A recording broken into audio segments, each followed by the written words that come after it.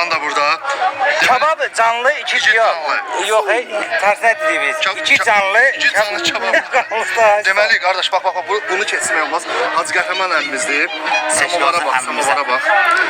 Mürşid babamdan yadigardır. Kerbaladan getirip. Mürşid babadan. Bəli, bəli. 150 ilin samavarı. Doğrudan diyorsunuz. Samovara axşam yatanda biz necə gizlədib yatmışıq. Gel babarallah.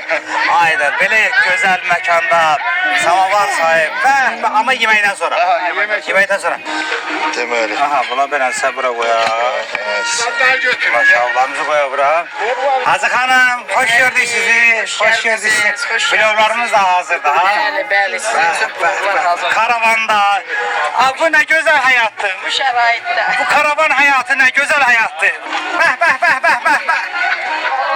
Hazır Hanım, bu düzə pilavdır. Bəli, cücəli plov. O Lənkəran düzə pilavdır. Lənkəran, hə. Doğru. Levəngisini görmürəm ama ya. Ləvəngisizdir. Levəngisizdir. Ləvəngisizdir. Ha, onda bu haran düzə pilovu sayılır? Gəncə. Siz Gəncəlisiniz. Yox, Gəncəli deyiləm. Haralısınız? Qərbi Azərbaycan. Qərbi Azərbaycan. Bəli, nüvədə aşı. Əsl nüvədə aşı. Ay sağ ol, elə deyin də. Bu nüvədə aşıdır. Nüvədə aşı. Levəngisiz nüvədə Nüvədə aşı. aşı. Döşemeli. Döşəməli. Əzğan deyir ki, o nüvədə aşıdır. Nüvədə Yox, nüvədi. Qərbi Azərbaycanın nüvədi kəndi. Nüvədi kəndi. Bəli, nüvədi kəndi. Bizim Lənkəranda da nüvədi var. Aşağı nüvədi, yuxarı. Aa, nə gözəl, nə gözəl. Əla. Nüvədinin başqa nə özəl yeməkləri var? Qərbi Azərbaycanın nüvədi kəndinin.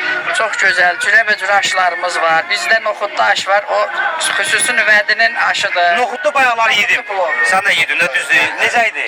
Əlaydı, Gəncə aşı dedilər. Yox, Gəncə aşı başqadır, nüvədinin noxudlu plovu tamam başqadır. Daha da Dolması, buğlaması. Noxudlu düşürək dizə.